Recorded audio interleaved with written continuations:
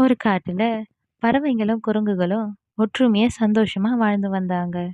பறவைகளுக்கு ஏதாவது பிரச்சனைனா உடனே குரங்குகள் போய் உதவி பண்ணும். பறவைகளும் குரங்குகளும் தங்களுடைய வீடுகளை மரத்துக்கு மேல கட்டி வாழ்ந்தாங்க. லூனா என்ற பறவை தான் பொண்ணு பிங்கியோட வாழ்ந்து வந்தது. தான் பொண்ணு நல்லா படிச்சு பெரிய உத்தியோகத்துல வேலை பார்க்கணும்னு தான் லூனா குருவிக்கு ஆசை. லூனா குருவி அந்த காட்டுல ஐஸ்கிரீம் வியாபாரம் பண்ணிக்கிட்டு இருந்தது. இது கோடை காலம்ன்றதுனால ஐஸ்கிரீம் வியாபாரம் நல்லாவே ஓடிக்கிட்டு இருந்தது. அந்த காட்டுல உள்ள பறவைகள் குரங்குகள் எல்லாரும் லூனா குருவி ஐஸ்கிரீம் கடையில போய் ஐஸ்கிரீம் வாங்கி சாப்பிடுவாங்க. இதனால லூனா குருவிக்கு நல்ல வருமானம் கிடைச்சது. பறவைகளும் குரங்குகளும் இப்படி ஒற்றுமையா இருக்கும்போது ராமு என்ற ஒரு குரங்கு மட்டும் எந்த வேலைக்கும் போகாம சும்மா சுத்தி வந்தது. அப்புறம் பறவைங்க வீட்டுல இருந்து உணவுகளை திருடி சாப்பிட்றது, பறவைகளோட முட்டையை உடைச்சு போடுறது, பறவைங்களோட கூடுகளை உடைக்கிறது, இப்படியெல்லாம் அந்த குரங்கு செஞ்சுக்கிட்டு இருந்தது. குரங்குகள் எல்லாம் அந்த ராமு குரங்கை எத்தனையோ முறை கண்டிச்சு பார்த்தாலும் அந்த ராமு குரங்கு திருந்தவே இல்லை. இப்படியே சில நாட்கள் போனது.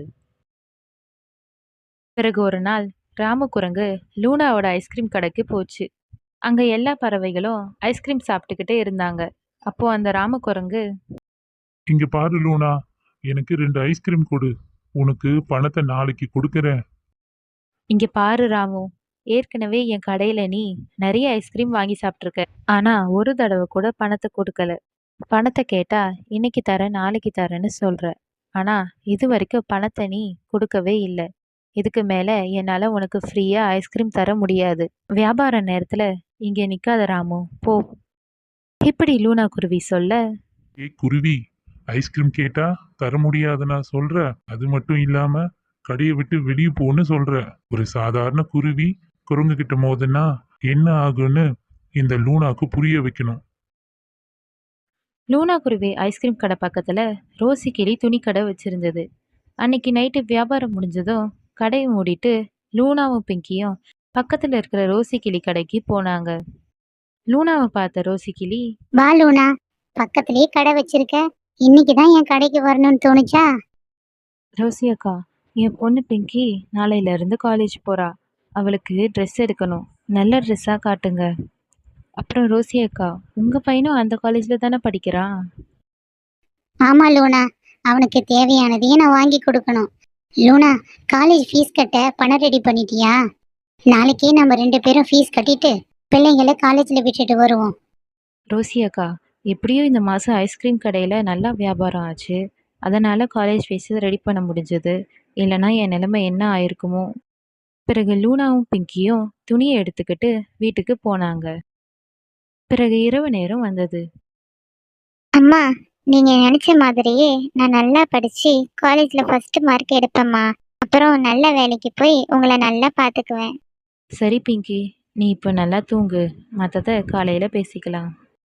லூனா குருவி பிங்கிக்கு ஃபீஸ் கட்ட வச்சிருந்த பணத்தையும் ட்ரெஸ்ஸையும் ஒரு கபோர்டில் வச்சுட்டு பிறகு லூனாவும் பிங்கியும் தூங்க ஆரம்பிச்சாங்க. இவங்க தூங்கிக்கிட்டு இருக்கிற இந்த சமயத்தில் ராமு குரங்கு கதவை திறந்துக்கிட்டு உள்ளே வந்தது. பிங்கிக்கு காலேஜ் ஃபீஸ் கட்ட வச்சிருந்த பணம், அப்புறம் பிங்கிக்கு எடுத்த ட்ரெஸ், பேக் எல்லாத்தையும் திருடிக்கிட்டு வெளியே போச்சு. ஏய் குருவி, பணம் இருந்தா தானே நாளைக்கு காலேஜ்ல ஃபீஸ் கட்டுவேன். உன்னால ஃபீஸ் கட்டவும் முடியாது, உன் பொண்ணை காலேஜுக்கு படிக்க வைக்கவும் முடியாது. நாளைக்கு நீ என்ன பண்றேன்னு நானும் பாக்குறேன். இப்படி சொல்லிட்டு ராமு குரங்கு எல்லாத்தையும் எடுத்துக்கிட்டு அங்கிருந்து ஓடி போயிடுச்சு. அடுத்த நாள் பொழுது விடிந்தது.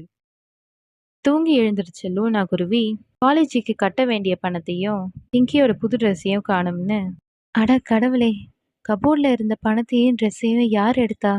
இதையெல்லாம் அந்த ராமு குரங்கு தான் பண்ணியிருக்கோன்றத தெரிஞ்சுக்கிட்டு லூனா குருவி வீட்டில் உட்கார்ந்து அழுதுகிட்டு இருந்தது. பிறகு தூக்கத்துல இருந்து எழுந்த பிங்கி, அம்மா, ஏன் அழுவுறீங்க? என்னம்மா ஆச்சு? பிங்கி, வீட்டில் வச்சிருந்த பணத்தையும் உன்னோட புது ட்ரெஸ்ஸையும் யாரோ திருடிக்கிட்டு போயிட்டாங்க. இதுக்கப்புறம் நான் காலேஜ் ஃபீஸ் கட்ட பணம் எப்படி ரெடி பண்ணுறது? அம்மா, அழாதீங்க. எனக்கு என்னவோ இது எல்லாம் பண்ணது அந்த ராம குரங்குதான்னு தோணுது. வாங்க, நம்ம புறா அங்கிளையும் ரோசி ஆண்டியும் கூட்டிக்கிட்டு குரங்கு மகாராஜா கிட்ட போய் சொல்லுவோம். அப்புறம் அந்த குரங்கை பிடிச்சு விசாரிப்பாங்க. இப்படி பிங்கி சொன்ன மாதிரி புறா, லூனா, பிங்கி அப்புறம் ரோசி கிளி எல்லாரும் குரங்கு மகாராஜா கிட்ட போய் புகார் கொடுத்தாங்க. பிறகு குரங்கு மகாராஜா லூனா சொல்லுமா, உனக்கு என்ன பிரச்சனை? பிறகு லூனா குருவி நடந்த எல்லா விஷயத்தையும் குரங்கு மகாராஜா கிட்ட சொல்லுச்சு. உடனே குரங்கு மகாராஜா ஆட்களை அனுப்பி ராமு குரங்கு பிடிச்சிட்டு வர சொல்லி உத்தரவு போட்டாரு. பிறகு ராஜாவோட ஆட்கள் ராமு குரங்கை பிடிச்சு ராஜா முன்னாடி நிற்க வச்சாங்க.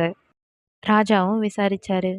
பிறகு ராமு குரங்கு அடி அடி நடிச்சு கேட்ட உடனே இதையெல்லாம் நான் தான் பண்ணேன்னு ஒத்துக்குச்சு.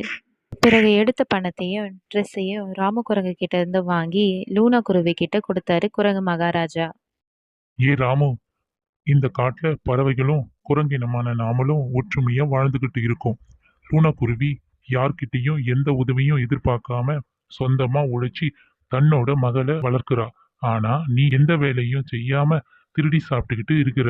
உன்னை இப்படியே விடக்கூடாது. நீ திருந்தணும்னா தண்டனைய அனுபவிச்சே ஆகணும். காவலர்களே, இந்த ராம குரங்க பாதாள சிறையில அடைச்சி வையுங்க. பிறகு லூனா குருவி பிங்கிக்கு காலேஜ் ஃபீஸ் கட்டி பிங்கியை நல்லபடியா காலேஜுக்கு அனுப்பி படிக்க வச்சது. நண்பர்களே, இதுல இருந்து உங்களுக்கு என்ன தெரியுது? ஒற்றுமையா இருந்தா எதையும் சாதிக்கலாம்.